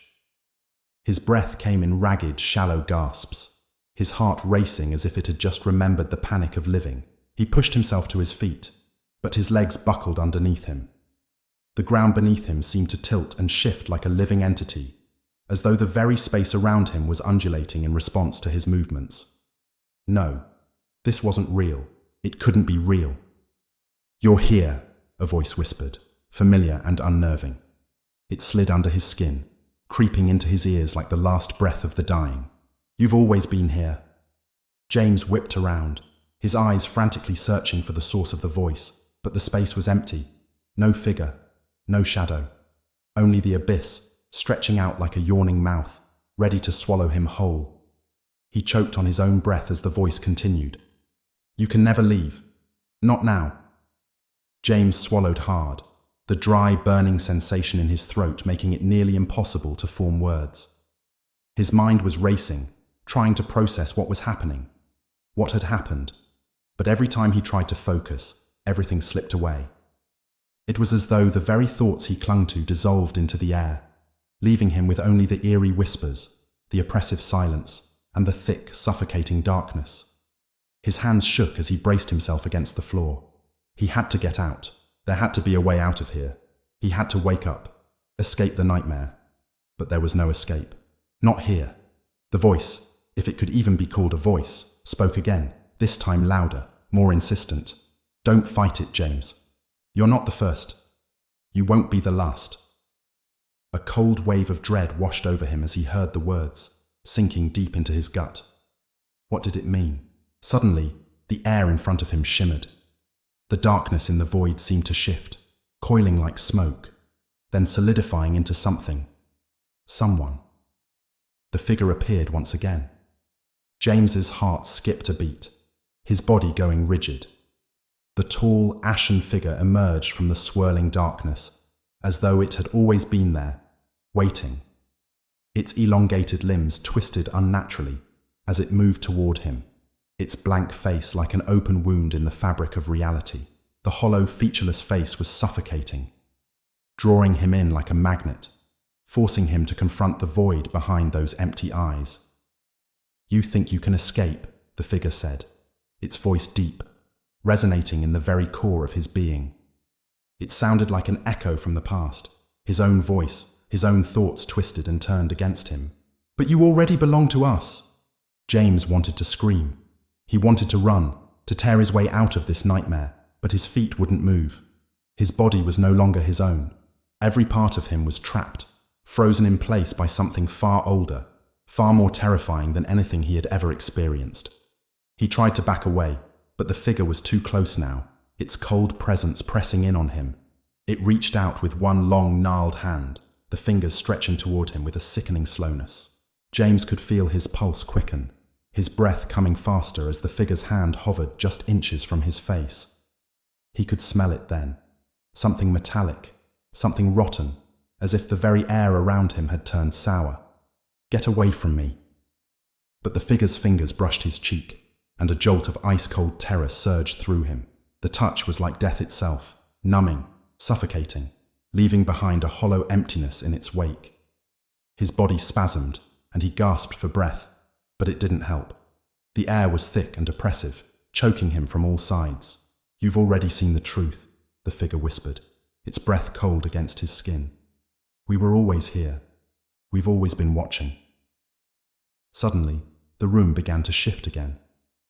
The walls of the void bent and twisted, and the floor beneath his feet splintered, cracking open like the surface of a dried lake. The floor turned to blackened sand, and James felt the ground beneath him give way. Without warning, he was falling again. This time, the sensation of falling was different. It wasn't just the sharp drop of gravity, but something far more profound. He was plummeting into a deep abyss, not just physically but emotionally, spiraling downward into an ocean of despair. The darkness around him was suffocating, pressing in on him from all sides, threatening to crush him under its weight. He tried to scream, but the words wouldn't come. All that escaped was a choking sound, a desperate rasp of breath as the nothingness closed in. And then something caught him. A tug, a pull, a wrenching sensation that yanked him from the depths of the void and into the light, into a place that felt like nothing but a fleeting illusion. He was standing again, but the scene before him was even more unsettling than before. A broken street, abandoned, with shards of glass littering the sidewalk. The air was thick, hazy, filled with a low hum that seemed to vibrate through the very ground he stood on. The buildings around him were crumbling, their windows shattered, their doors open like gaping mouths. The place felt familiar, yet completely foreign. He felt like he had been here before. He had walked these streets, seen these buildings, but his mind couldn't quite place it. There was something in the air, something wrong, like a memory he couldn't quite recall. And then he saw them, the people, figures moving between the ruins of the city, tall, shadowy figures, their faces hidden by darkness. They walked with a slow, deliberate pace, their heads hanging low, their footsteps echoing through the broken streets. There were so many of them, more than he could count, and each one seemed to be drawn to him, like moths to a flame. James's heart raced. He backed away, but they were everywhere. Their eyes glowed from the darkness, eyes like blackened pits, empty and consuming. They reached out with pale hands, their fingers long and twisted. "What is this place?" A voice answered him, cold and mocking. "It's where we all belong, James," the voice whispered, echoing through the streets. "This is the hollow, your final resting place." Chapter 7. The Echoes of Lost Souls. James didn't know how long he had been standing there, the broken street stretching on endlessly before him. The air was thick with an almost tangible weight, the atmosphere saturated with the smell of decay and forgotten things. The shadowy figures around him moved with unsettling purpose, their eyes glowing faintly in the dim light, but none of them seemed to approach him, not yet anyway. He could feel their gaze, though, like a pressure on the back of his neck, a constant reminder that he was being watched, judged, trapped. His pulse thundered in his ears, every breath he took was shallow, and his skin prickled as if the air itself were trying to scrape him raw. His stomach churned, but he dared not look away from the figures. He couldn't move. Not yet. Something wasn't right here. The place, the hollow, they had called it, wasn't like any kind of afterlife he had imagined. It wasn't a realm of judgment or redemption. There was no fire or brimstone, no peace or forgiveness. There was only emptiness. A hollow that had no end, no beginning. Just a ceaseless stretch of broken, desolate land. It was as if time had itself fractured, leaving behind a reality that was suspended somewhere between life and death. He tried to speak, but his voice failed him. It was as if the very air here had stolen his words, sucked them from his throat before they could form. His body felt alien to him, foreign and untrustworthy. It had been pulled into this nightmare, this strange purgatory that was neither here nor there, and now, it seemed, it would never let go. Suddenly, a figure emerged from the shadows. A man, tall and gaunt, wearing a long coat that flowed like ink trailing behind him. His face was obscured by a hood, but the glow of his eyes, pale and cold, cut through the darkness like twin orbs of moonlight. James. The figure spoke, its voice a low rasp, as though it had travelled from some faraway place, beyond the reach of time. You've come to understand, haven't you? James felt his heart constrict in his chest. He knew that voice. It was the same voice that had whispered to him in the void. The one that had dragged him from his dreamless slumber into this waking nightmare. Understand what? James croaked, his voice barely a whisper. He tried to summon his strength, but it was as though his limbs were trapped in invisible chains, his body unwilling to obey his commands. The figure stepped closer, his movements fluid and unnatural, like a shadow slipping between dimensions. This world, James, he said, each word thick with malevolence. It is not what it seems. It's never been real. You're not in a dream, not in a nightmare. You're in something worse. James took a step back, his heart hammering in his chest. He had to escape. There had to be a way out. He had been here long enough, but no matter how much he willed his legs to carry him, they wouldn't move. His body was frozen, locked in place by some unseen force. You feel it, don't you? The figure continued, stepping even closer, until the coldness of its presence seemed to seep into James's bones. The emptiness, the lack of life, the endless repetition of death. The air felt suddenly colder, the space around him pressing in on all sides. A low, guttural hum filled the air, like the distant sound of 1,000 voices moaning in unison. James's skin began to crawl, his body trembling as if it could no longer bear the weight of this place. You're not dead, the figure said softly, almost with pity in his voice. But you are far from alive. James's mind reeled. He wanted to scream, but the words wouldn't form. How could he not be dead? Everything about this place, the figures, the ruined streets, the decaying air, it all screamed of death. This place couldn't be anything else but the end of everything. The figure reached out, its hand hovering just inches from James's face. It was cold, impossibly cold. He felt his breath freeze in his lungs. You've crossed the threshold, James. You've been brought here just like the others. You don't belong in the world you once knew, but you'll never truly belong here either.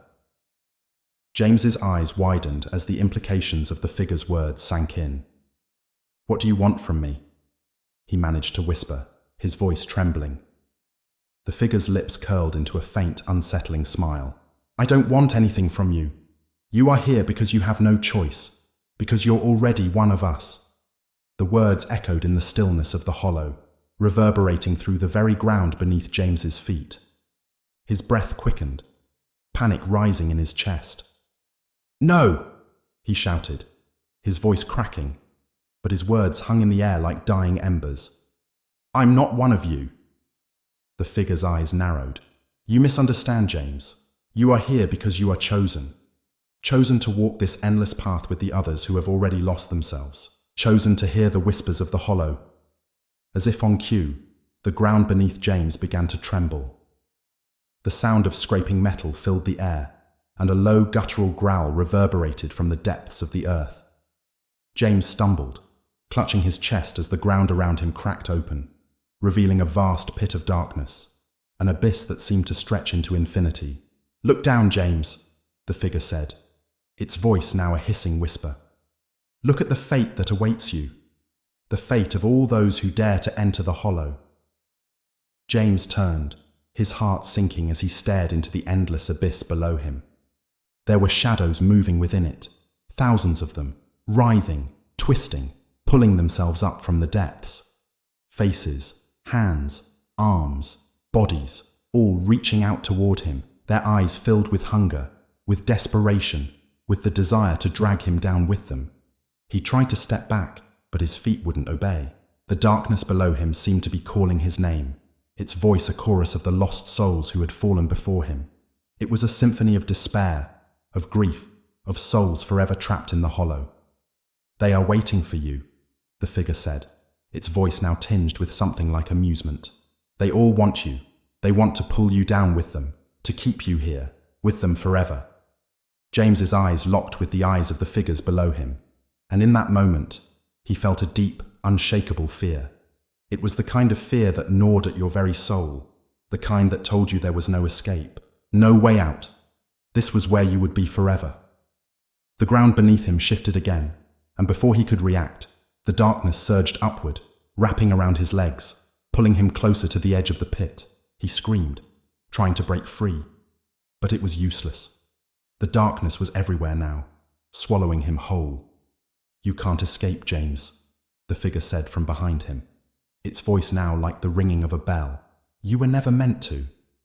As the darkness consumed him, James's last thought was that there was no escape from the hollow, only endless suffering. Chapter 8 continued. The Whispering Abyss. James felt the weight of the hollow settle deeper into his bones.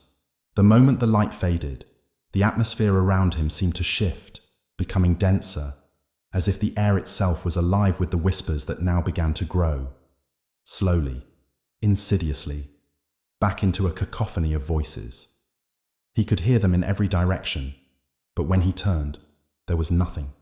His heart pounded in his chest, an erratic drumbeat that seemed to echo through the blackness.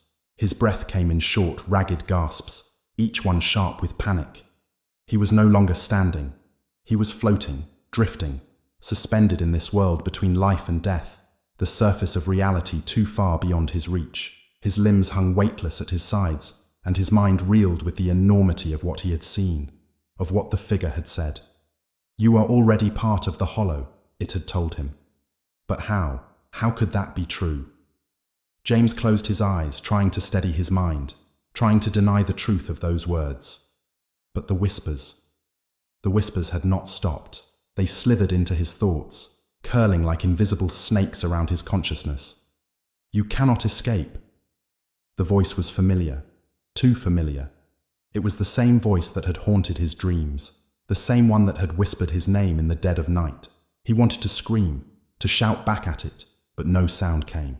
His voice was gone, lost somewhere in the oppressive weight of the darkness. "You are lost, James, forever lost."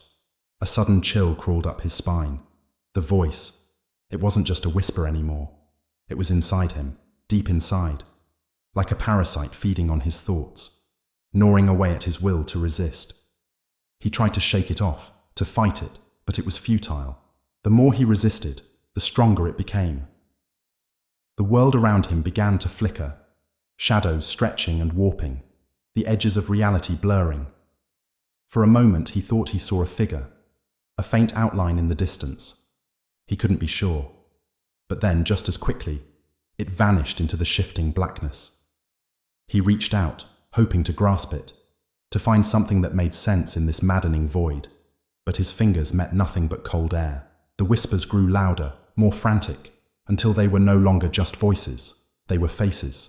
Faces in the dark, staring at him with hollow eyes, their mouths moving soundlessly, their expressions twisted with agony, their features distorted by an unseen force. He couldn't tell whether they were living or dead, but the suffocating dread in their eyes was enough to make him question everything. James. It was his name again, but this time, it wasn't the voice he had heard before. This one was more intimate, more personal.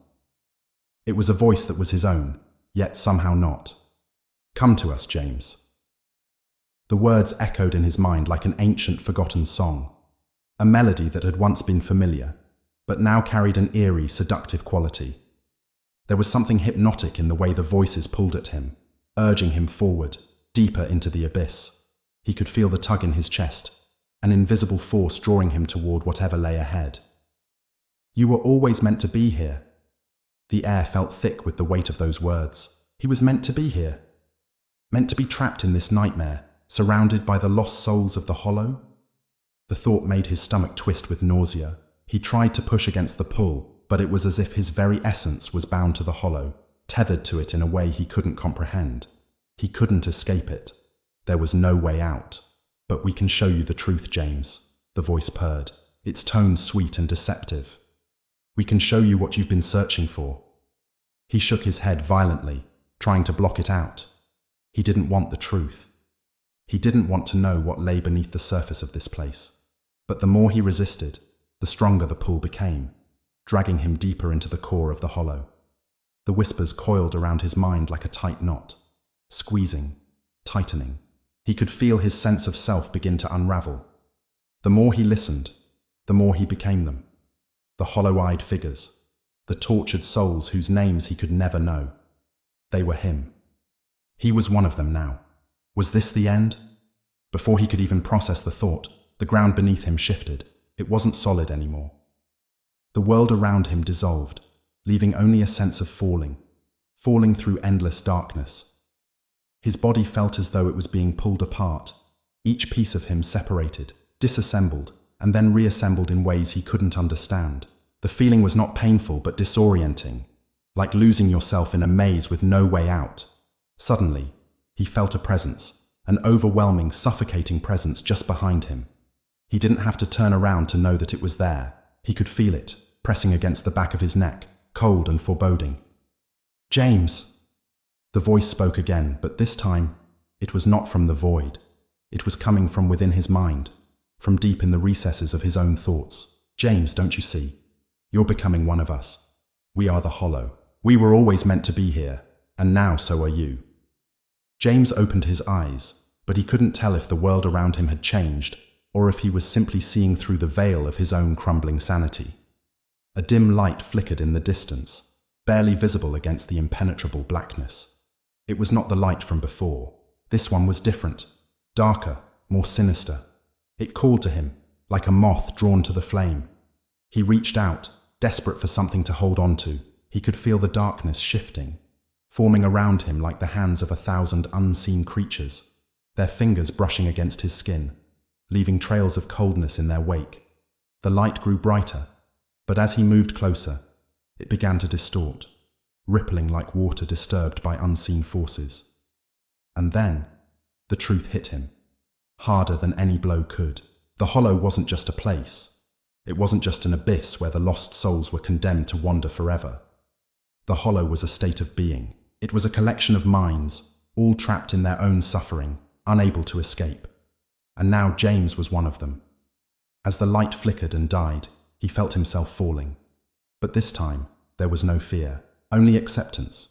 His body and mind were no longer his own. They had been claimed by the hollow, and there was no turning back. In the distance, the voices began to chant in unison.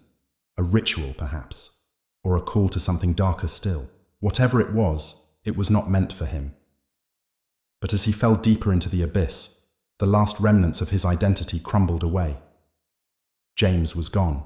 Chapter 9. The Final Awakening. James had lost track of time. In fact, he wasn't even sure if time still existed in the place he had found himself.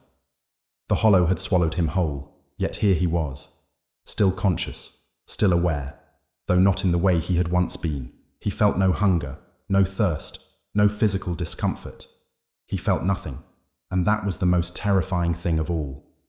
The darkness around him had become familiar, almost comforting in its endlessness.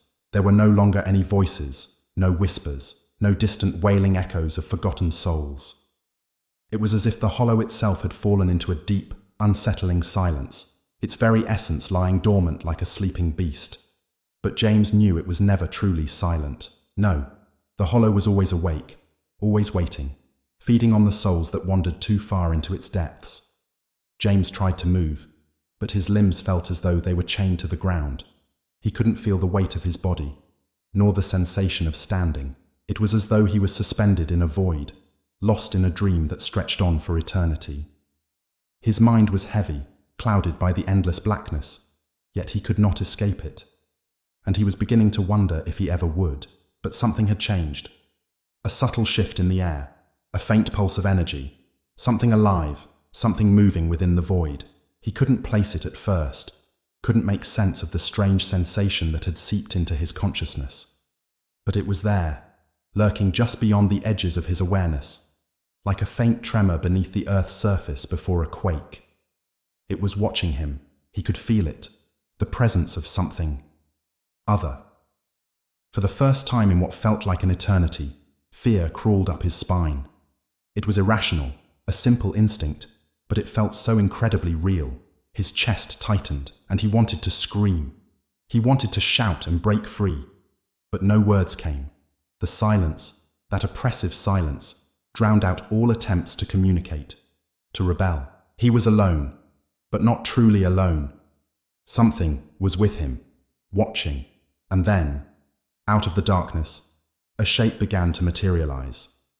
Slowly at first, like smoke gathering in the air, and then more solidly, as though the world itself was being rewritten before his very eyes. It was a figure. No, it was something else entirely, a silhouette cloaked in shadows, its form flickering like a flame in the wind. James could only make out the vaguest details, the outline of a tall, thin being, its features obscured by an unnatural distortion in the air around it. But its presence was undeniable. He could feel its cold gaze, its hunger, and as it moved closer, he realized with a growing dread that it wasn't just looking at him. It was inside him, burrowing into his thoughts, claiming him. "James," the figure whispered, its voice smooth and cold, like the murmur of wind over glass. "You have come far, haven't you?"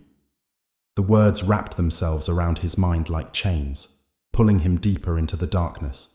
He wanted to turn away, to escape, but the weight of the figure's presence pressed down on him, forcing him to remain still, to listen. "You think you understand the hollow," it continued, its voice now laced with a malevolent amusement. "But you know nothing.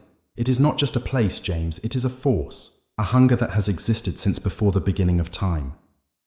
And you—" The figure leaned in closer, its voice dropping to a whisper that made James's skin crawl. "You are its latest feast." James wanted to scream again, but his voice was gone. It had been stolen by the hollow, swallowed up by its endless, insatiable maw. His hands clenched into fists, but even that felt distant, as though his own body was betraying him, refusing to respond. The figure's laughter echoed around him, high-pitched and cruel, as it circled him like a predator closing in on its prey. "Do you think you can escape? Do you think you can fight back against the hollow?" it hissed. "You were always meant to be here. You were always one of us, and now there is no going back." James's mind reeled. What did it mean? Was this really the end? Had he truly crossed a line from which there was no return? The questions twisted in his mind like poisoned thorns, but the answers eluded him. "You see," the figure said, its voice softening, almost tender in a way that was worse than the venomous tone it had used before. "The hollow doesn't just consume your body, it consumes your very soul, and once it has you, it never lets go." James could feel the weight of its words sinking into his chest, spreading like a disease. His soul? Had he lost it? Had he already been claimed? The thought was too horrifying to contemplate, but it seemed so real, so undeniable. The figure stepped closer still, and now James could feel its presence surrounding him, pressing in on him from all sides, its energy wrapping around him like a web. It felt suffocating, like the walls of the hollow were closing in, the air growing colder with each passing second. His chest constricted, and for the briefest moment he thought he might suffocate in the void. But just as quickly as it had come, the figure paused. It tilted its head, as if contemplating something, its gaze piercing through James's very soul. "Perhaps," it murmured, almost to itself, "perhaps you are not entirely lost. Not yet." James's heart skipped a beat. What did that mean? What was this creature toying with now? The figure's eyes gleamed, a flicker of something darker than darkness passing through them. It was as if it had seen something within him, something hidden, something it could use. Perhaps, it continued, its tone now sly and dangerous, you could become something more than just a lost soul. You could serve the Hollow, become one of its masters. The words felt like a knife in his heart. Masters, what could it mean? To serve the Hollow, to become something else entirely, something more monstrous than he had ever imagined. But James had already lost so much. What else could they take from him? His mind had frayed, his soul had been torn apart, and his identity was slipping through his fingers. He had nothing left to lose. The Hollow had taken everything, everything. I see, the figure whispered, leaning in close again, its voice soft like the caress of death itself. You are ready. Ready to give yourself completely. To surrender. A cold, shuddering laugh bubbled up from deep within James's chest. It was a laugh that wasn't his. It was the Hollow's laughter. His body, his soul. They had all been claimed. There was no escape, no redemption. He was now a part of this place, this nightmare, this eternal prison. And so, as the figure's presence consumed him entirely, James knew he was lost. Not just to the Hollow, but to himself.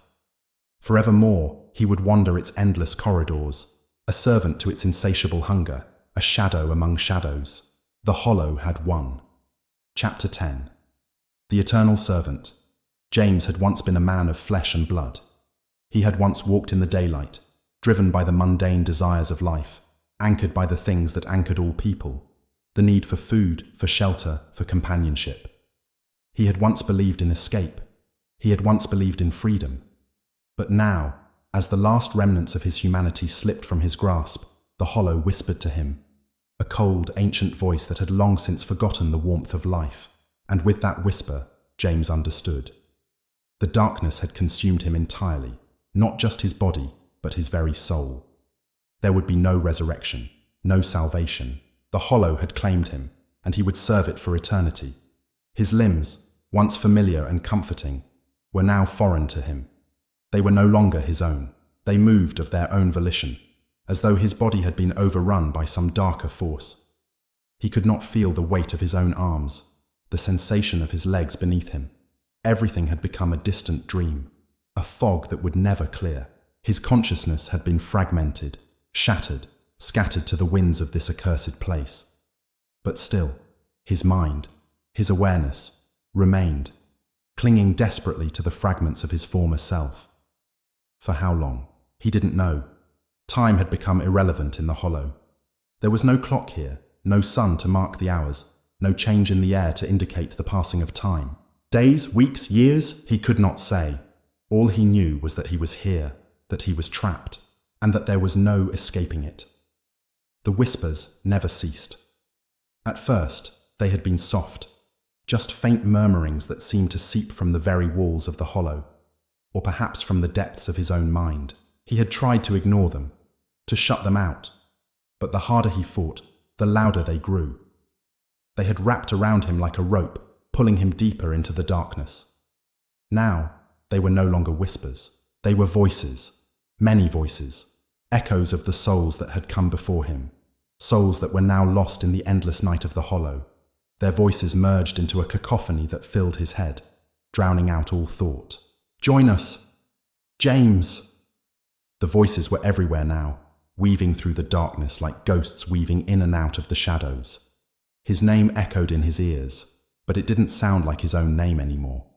It was like hearing someone else call to him, someone who had been lost to time, someone whose memories had long since been erased. It was a name he no longer recognized. Become one of us. Become one of us. The words were not a question. They were a command. James wanted to scream, to rip his mind from the relentless assault of the voices, but his throat was dry and his mouth was silent. No sound escaped him. He was nothing, nothing but a shell, an empty vessel. But still, the Hollow would not let him go. The whispers became clearer, more insistent, until they filled every corner of his consciousness, squeezing out everything else, until there was nothing left but the hollow's hunger, the hollow's need, the hollow's will. Serve it. Serve the hollow, James. And then, as if an unseen hand had reached into the depths of his mind and twisted it, he understood. The hollow did not simply consume, it transformed. It took those who entered, those who had once been alive, and it twisted them into something else, something darker, something more powerful. It made them a part of its never-ending cycle, its eternal hunger, and in exchange, it gave them the power to serve. James felt the change before he saw it. He felt it in his veins, like ice flowing through his blood, like something ancient and dark had taken root inside him. His heart beat with a strange, cold rhythm, no longer the pulse of a living man, but the heartbeat of something else entirely. It was then that he saw the figure once more. It stood before him, silhouetted in the shadows of the hollow, its form both there and not there, flickering like a broken mirror. The figure's eyes gleamed, cold and empty, like black holes devouring all light. It didn't speak. It didn't need to. James knew. He had been broken, reborn. He was no longer the man who had wandered into the hollow. He was a servant. One of its many shadows, a creature of the dark, bound to the will of the hollow for eternity. You have accepted it, the figure whispered, its voice an echo of his own thoughts. You have surrendered to the hollow. You are now part of the cycle, James, a part of its endless hunger. James couldn't answer. He couldn't think, couldn't process the enormity of what had happened to him. He was lost. He was consumed. The figure stepped closer, and James felt the pull of its presence, its power. It reached out, and James felt himself drawn to it, as if the very fabric of his being was being sucked into its darkness. He was nothing now, nothing but an extension of the hollow itself, a mere shadow in the great darkness that spread across the world. You will serve, the figure murmured, and in serving, you will grow. You will become more than you were. You will become the hollow, and one day, when the time is right, you will lead others into this place. You will bring them to the hollow, and they will serve as you serve. The words echoed through James's mind, resonating in his very soul. Bring them here. That was the last remnant of his humanity. The hollow had taken everything from him, yet there was still one final act he could carry out. He would bring others into the darkness. He would be the one to drag them into this hell, to become a part of its endless, insatiable cycle. He had become the hollow's messenger. As the figure faded back into the shadows, James stood alone in the darkness. But now the silence felt different. It was not empty anymore. It was full of purpose. He was no longer just a lost soul. He was part of the hunger, part of the hollow. And as the years stretched on, as the endless darkness of the hollow began to claim more and more of the world, James would walk among the living once again, a shadow in the corners of their eyes, a whisper in the wind. His eyes would glint with the same hunger that had once consumed him. And when the time came, he would claim them. He would bring them into the hollow, for the hollow always needed more. It needed fresh souls to feed its hunger, to sustain its endless, yawning void. And James would serve forever.